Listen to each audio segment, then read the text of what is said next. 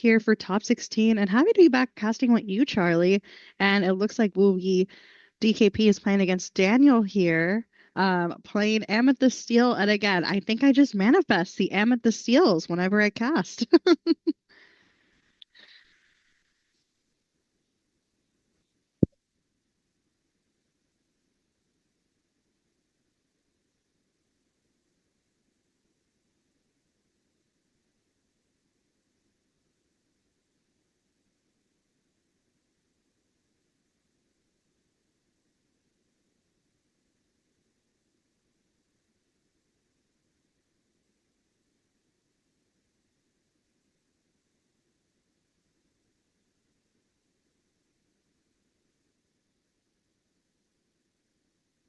Definitely. And I gotta say, I'm absolutely obsessed with Daniel's sleeves here.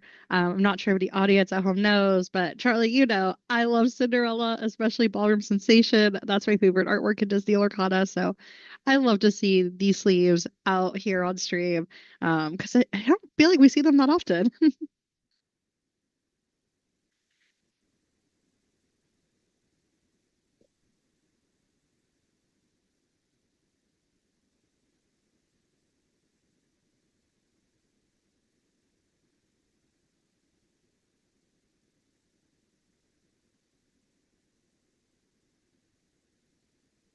Definitely, but I don't know if this mind games will quite work, in the top 16 of a Disney Lorcana challenge. Um,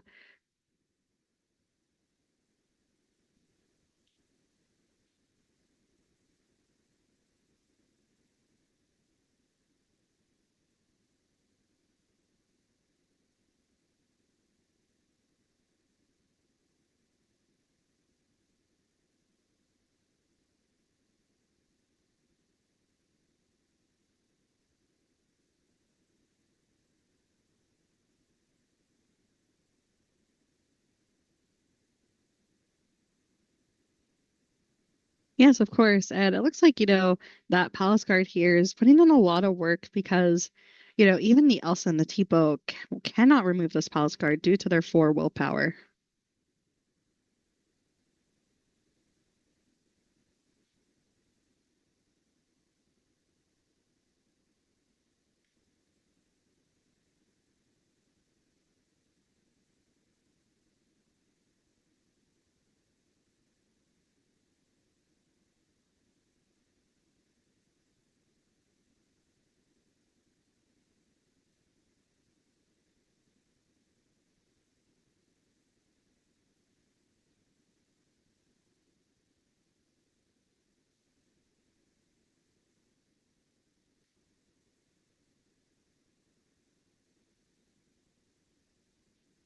Right. And so, yeah, one card is better than none.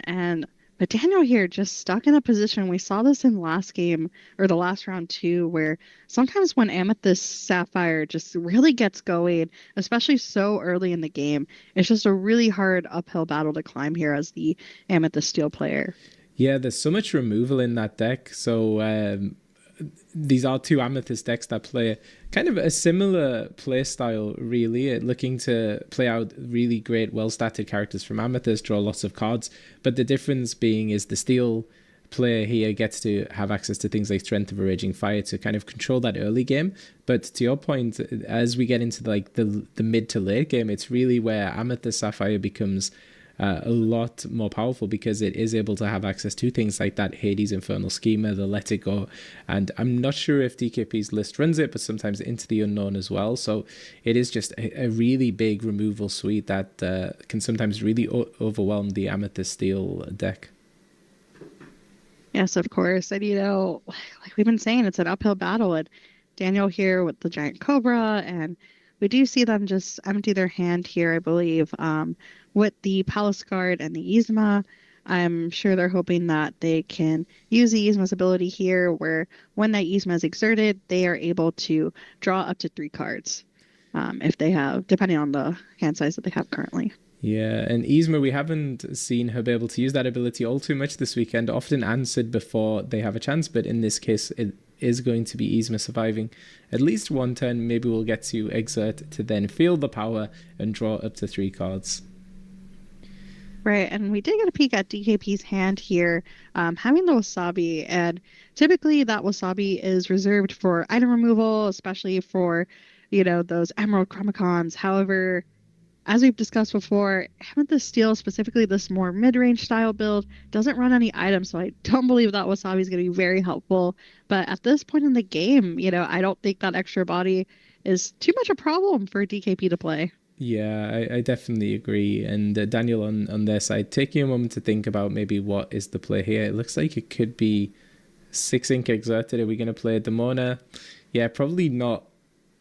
Well, maybe it is an okay play, but DKP getting 2 cards off of that as well, so not giving kind of, or at least giving your opponent as much of an advantage as it gives you, which is always not the way you want the Demona to go. But I think unfortunately was the play that was forced there for Daniel. Yes, of course. And it looks like Daniel considering, does he challenge or does he quest with the Yzma? And looks like prioritizing the quest here. Yeah, so I was getting excited that I thought we would feel the power, but no, this Yzma is going for a quest. And we get Hades looking for a deal coming down. Daniel does not take the deal, and so DKP gets 2 cards. And it didn't matter because had Let It Go in hand to follow up and remove that Demona. So yeah, DKP lightning fast, all of their motions, the board getting very, very big. And someone, probably the player who knows this matchup, absolutely the best in the world. And yeah, it's almost like reflexes at this point. I know it's so interesting watching DKP every time because it really does feel like second nature to him to play Disney Lorcana. I feel like when I'm playing Disney Lorcana, there's always so much thinking and pausing and really deciding what I'm going to do next. At DKP, it's just second nature. Lightning fast speed here, but whatever he plays. Yeah, absolutely. And almost like there's a flowchart going on in his mind. My opponent's done this, I can now do this, this, and this, which is really, really fascinating to watch. And even though this stream is not sped up, this is at 1 time speed. You're seeing DKP almost play at 2 times speed here against their opponent, Daniel. Right, and hold on there, Charlie. It looks like Daniel here had a spicy card in here that was just put in the inkwell. I believe that's a Donald Duck that just came out in Winterspell. Yeah, so that Donald Duck, when you play it, you can banish chosen item. So a great tech card there against mostly dogs decks. This deck, of course, from DKP does run the Junior Woodchuck guidebook, so you could potentially use the Donald to banish that. But I think it was much more impactful doing what Daniel did choose to do, which was the Demona and the Cheshire Cat that turn. But yeah, it's not looking great for Daniel from this position. DKP has a massive board, has managed to draw, I believe, 4 cards of opposing Demonas, basically answering everything Daniel can do, and it looks like that's going to be game 1 in almost record speed there. Yeah, one of the fastest top 16s I have ever seen at a Disney Lorcana challenge. Yeah, certainly hoping for the next game Daniel is going to have more of a fighting chance here. DKP, of course, one of the most consistent decorated players in Disney Lorcana, our reigning world champion, winner of DLC Melbourne in season 1, and also I believe a 5-time Golden Mickey winner, looking for number 6 during this tournament. Yes, of course. I wonder if, that also plays, we talked about earlier mind games. I wonder if that plays any mind games here for Daniel, where he's like, wow, I am playing against the current reigning world champion for Disney Lorcana. If that puts just a little bit more pressure on him, and especially playing on stream also just adds an extra layer of pressure there. Yeah, you'd like to think you could just kind of disconnect yourself from that moment, and it's just another game of Disney Lorcana. It's like sitting down playing against my best friend in League, but absolutely that's going to be weighing on Daniel's mind right now. I'm playing against one of the best players in the world, a champion who's been to so many DLCs, and yeah, for a lot of the players, especially the local players attending this event, this could very well be their first DLC experience. So that alone is a lot of pressure, a lot of excitement, a lot of new experiences. And as you said, we have Daniel here playing our reigning world champion. Right, but regardless, I hope that every Illuminaire who this was their first DLC to ever attend is having the most wonderful time ever and excited, to check out future DLCs down the line. Yeah, absolutely. I think the first DLC experience is always one you bring with you to every future event. For me, it was DLC Toronto, and you talked about it being DLC Fort Worth for you. Is that correct? Yes. Yes, that was the first DLC I ever got to attend, and it just made me want to go to as many DLCs as possible ever since. Yeah, we recently attended Ghent, and I've got to say, as soon as Matthias and I came back from it, we were like, we need to book the next one. We need to book the next one. It's just, yeah, hopefully we're going to see some more in Canada and closer to us in Montreal, and it would be amazing to attend. I know, same for me. I'm going to DLC Indianapolis for anyone else going, but I'm also just manifesting some closer to me on the West Coast, hopefully another DLC Seattle in the future. That would be amazing. Seattle is such a great city. It's always nice to have a reason to visit. I know. I mean, you can visit me anyways, That's Charlie. true. Oh my goodness. So here we go, shuffling up each player's decks, and then we're going to start this game 2 of our top 16. Players at this point have already won the Elsa Icemaker playmat, which is a great achievement. I mean, getting this far into a DLC is absolutely incredible. And then we're playing for a booster display and a place in top 8, just then one victory away from a Golden Mickey. And Daniel inking that Demona. I think Demona helped DKP in the first game more than it helped them, so get that in the inkwell. And then on DKP's side, playing out that Royal Guard, the Octopus, who is just such a threatening card against Daniel, and DKP not only showing their hand, but I think also showing Just kind of flexing here, doing a lot of like finger action.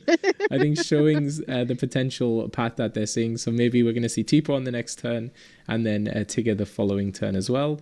So Tigger, a perfect card to deal with that Pocahontas. So DKP doing a little bit of the work for us here. We don't need to guess what they're planning to do. We can see what they're planning to do, which is a very, very fun dynamic.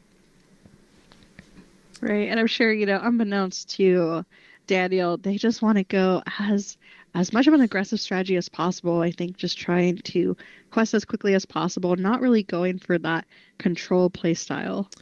Yeah, and unfortunately for Daniel, if they do choose to exert the Pocahontas, they can get banished by the Royal Guard. And then, of course, if they choose not to, then it can be bounced back to hand with the Tigger. So it's one of those lose-lose situations, I fear, at this point. But let's see what we do. And Daniel actually not questing there, which could be wise, having played down the Christopher Robin. So Pocahontas, when she quests, can gain law equal to an exerted character. So a very nice combo there. It's not going to matter though, because I believe we're probably going to bounce the Pocahontas back to hand. And Daniel... Yes, I think Daniel, though, is still trying to play around as many of the potential outs that DKP has, trying to go as wide as possible, because whether they're bouncing with Tigger or, removing characters with Hades, Infernal Schemer, or Let It Goes, or Into the Unknowns, if you go wide enough, there's only so many answers that DKP could have. Yeah, exactly. And that's one of the main strategies you have as the Amethyst Steel player, is just create an incredibly wide board that the Blurple player is just not able to answer. I think unfortunately for Daniel, DKP knows exactly that that's the thing that's going to be the weakness, and is just playing out characters right now that can threaten Daniel's board. The Palace, the Royal Guard, I don't know why I keep calling it the Palace Guard. The Royal Guard is... We have both guards here. It makes sense. We do, No that's worries. true, that's true. Yeah, so we do have the Royal Guard, which is just such a threatening character, because it means that you can't quest with something like your Christopher Robin. But then the Tigger, not only does it bounce a character, but the Force Strength is also particularly important, because then it can banish pretty much anything Daniel can play. Right, and we did see Tigger choosing to take out that Yzma, not letting Yzma, have all that power to exert and draw those cards for Daniel. Yeah, you can see DKP starting to run a little bit low on resources, and recognizes that is a way that Daniel can get into this matchup with a lot of low-cost characters. Being able to draw all those cards and then start really flooding the board could be a potential path back into this game. But DKP, every time Daniel tries to get some momentum, DKP has a way to answer with Elsas, with the Tiggers, and also has a Let It Go in hand as well. So we can do a lot of damage on the next turn. And Daniel taking a moment there. Do I quest? Do I not quest? And chooses to quest in the end with the Christopher Robin. Yes, of course. Like I said, probably prioritizing that more aggressive strategy, but DKP doing a small laugh before using that let it go to remove the genie. Yeah, so Genie goes into the Inkwell, DKP plays the Demona, draws a full three cards themselves. I think Daniel may have only gotten one or two off of that Demona, and I think that's kind of been the tale of the first game and potentially this game as well. It's just the Demona's really benefiting DKP, the Demona Scourge of the Wyvern Clan, whereas Daniel has really been helping out DKP as well with their own Demonas. So, Right. And Daniel, yeah. oh, go ahead, No, Charlie. I was going to say, as our Amethyst Steel pro here, what do you think is Daniel's path back into this game? Right. So I believe we're seeing it unfold here. We're trying again to play as many glimmers as possible here and then playing the dock to draw more cards to just continue to attempt to widen that board. I think really playing around the strategy of DKP is drawing all these answers, but at some point his resources have to be a bit limited and he can only answer so many. But as we see here, DKP plays the Hades Infernal Schemer, removing another character off Daniel's board, just continuously making this such a difficult climb here for Daniel. Yeah, it's so relentless. Every time it looks like Daniel is building up any momentum, DKP stops that in its tracks. And I was actually going to question the quest there. So we quested with Olaf. Of course, you talked about it in the previous match. It's such a great combo piece with the dock. Potentially the dock could have been removed before you had a chance to bounce it back to the hand. But obviously, DKP only has so much removal. There is a lot in their deck, but eventually it's going to run out. So they also have to prioritize what to remove. And I think using Hades to put a dock into the Inkwell probably not the decision. So I think really actually a good decision on Daniel's part to quest with that Olaf. Right, and it looks like it worked out to Daniel's benefit because they were able to bounce that dock back to hand and can hopefully continue to just refill their hand. They've had quite a good hand size there to fill the board here. But it looks like they're going to play the Demona, and once again, it benefits DKP. Just one card, but one card is better than none in Disney Arcana. Yeah, the good thing about that Demona is it is going to lock down DKP's Demona, slowing down the momentum a little bit. And Daniel's Inkwell is getting absolutely gigantic at the moment just because of all of those send to the Inkwell effects on DKP's side with the Hades and the Let It Goes. We're going to play down Pocahontas, but Daniel now does have a few cards in hand, does have the dock as well. So depending what DKP does here, Daniel could at least follow up with a pretty strong turn. Right, and it's just tough, having the Demonas just staring at each other and then the Pocahontas on Daniel's side. That Hades and Elsa just pose way more critical threats here. Yeah, I think so. And the willpower is very, very tricky for the Amethyst Steel player to deal with. And a lot of the potential options, the Strength for Raging Fire, have unfortunately been sent into the Inkwell at this point. Right, and DKP now playing the Elsa to exert that Demona, now locking down Demona, unfortunately due to her Stone by Day ability because Daniel has 3 cards in hand, so that Demona won't be able to ready next turn. Yeah, it really is a downside, and a great heads up play there by DKP to lock down that Demona, just slow down the law, because we know as Amethyst Steel pushes up to those higher law totals, it's kind of almost a sense of inevitability with the Giant Cobra, as we saw in the previous game that you casted. Right, and it looks like Daniel's a bit stuck here. I think I spotted 2 docks in hand potentially, and we both know that's such a paradox. It's very, very true. They always come in pairs, kind of like buses, right? Right. I mean, I always just think of the shoes, a pair of docks. However, we do have the angel, and maybe Daniel chooses to discard one of the docks to use to remove a glimmer, and it looks like exactly that's what's happening, and removing the Cheshire Cat over on DKP side. That's a very, very good choice, and the surest sign that someone has a pair of docks in their hand is using the angel to throw one of them like a snowball across the board at their opponent. Back over to DKP, and everything readies. The money is not locked down because DKP only had 2 cards in hand, and we're going to play a Dumbo. And this is an interesting card that Blurple decks were cutting back on, kind of focusing a little bit more on the other cards that were available to them, but we're seeing it come back in, and I think you see the power of Dumbo, Ninth Wonder of the World, in this mid game, allowing your evasive characters to pay 1, exert, and then draw a card and gain a law. And in these mid games where you're really hurting for resources, it can just really give you what you need to push through to the end of the game. Exactly. And we also see the Elsa here take out the Elsa over on Daniel's side. And I'm curious too if DKP is going to have a Cheshire Cat or has a Cheshire Cat in his hand so that he can start moving around that damage. Yeah, and really laboring over this decision right now. This is not as easy as it may look. Has the tools to remove some of Daniel's threats, but deciding which of those they need to prioritize, what can be taken out with challenging, what can be taken out using something like Let It Go. And we're going to play Tipo. Interesting. Not going to use the effect, so not inking anything from hand, valuing too much the cards we have. And there we go. So it looks like Hades will sing Let It Go. And then are we going to challenge with the Demona? I think we have to get rid of that Pocahontas. Just ensure that Daniel really has no way to kind of get back into this game. And it's looking like it could be an uphill battle here. Right, I know. And we play a Cobra. However, Daniel doesn't have another card to discard and choosing instead to use that dog, play it, and see what they draw. And plays a genie here and will boost it. And I saw that they also drew into a giant cobra, so maybe hoping that they can utilize the 2 lore ability on the next turn. And now deciding if they should quest or try to challenge and clear a little bit of DKP's board before it also just gets too out of hand there.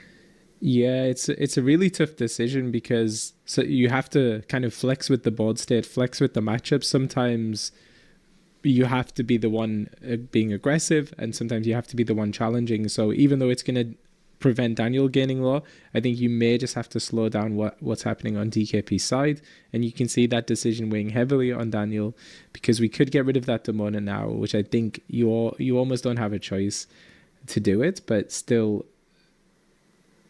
considering it. And no, Right, and it's tough because DKP can already potentially quest for 8 lore, putting Daniel at a 2-turn clock at this point. yeah, and the other the scary thing is DKP's hand was empty, but with 3 evasive characters on the board, one of those being Dumbo, it represents 3 additional cards that can be drawn and 3 additional lore that can be gained. So really seeing the power of the Dumbo in this matchup here. Definitely.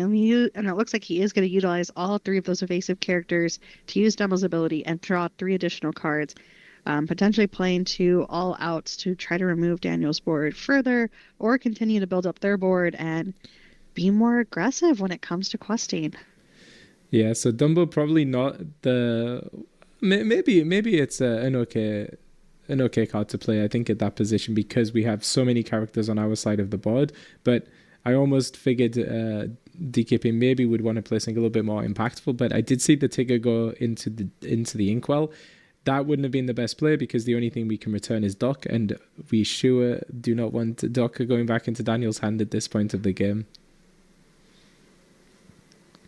Right, and Daniel here really pondering. Yeah. And it looks like the pondering is over. We have the handshake giving victory over here to DKP.